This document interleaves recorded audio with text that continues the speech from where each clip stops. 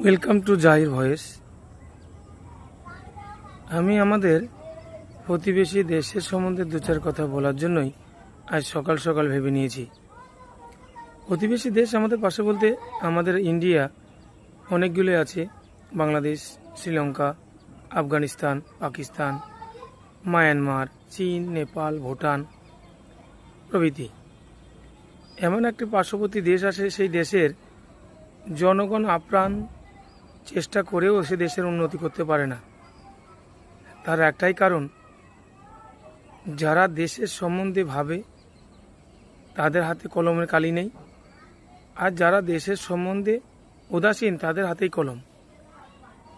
বেশিরভাগ ওই চুল্লুখর, গাঁজাখর এবং বিড়ি সিগারেট খাওয়ার নেতাগুলোই তাদের দায়িত্ব পেয়েছে এবং দেশটাকে নিজের ইচ্ছা মতোই যেখানে খুশি নামিয়ে নিয়ে যাওয়া, পাতালে গেলে পাতালে পর্যন্ত তারা নামিয়ে নিয়ে যেতে চায়।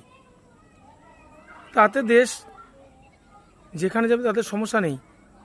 তারা সিঙ্গাপুর, থাইল্যান্ড, লন্ডন, প্যারিস, ইউরোপের উন্নত দেশগুলোর শহরে বিলাসিতা জীবনযাপন করবে। এই অসহায় গরিব মানুষের দিনরাত পরিশ্রমের টাকাগুলো লক্ষ লক্ষ ডলার চুরি করে গিয়ে সেখানে জমা করবে।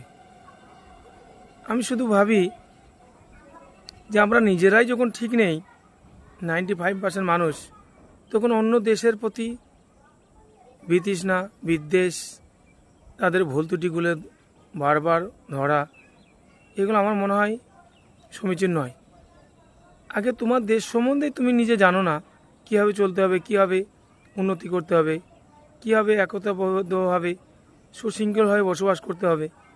অন্য দেশের সম্বন্ধে তুমি কেন বলবে? তাহলে তোমাদের দেশে ম্যাক্সিমাম 95% নেতাই হচ্ছে চুল্লুখোর। তারা সব সময় চেয়েছে দেশের কী হবে, তারা কোনোদিন ভাবেনি।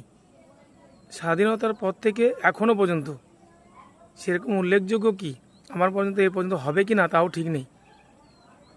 তাহলে তোমরা আগে নিজের দেশ সম্বন্ধে ভাবো, নিজের দেশটা কীভাবে সুন্দরভাবে নিয়ে যায়।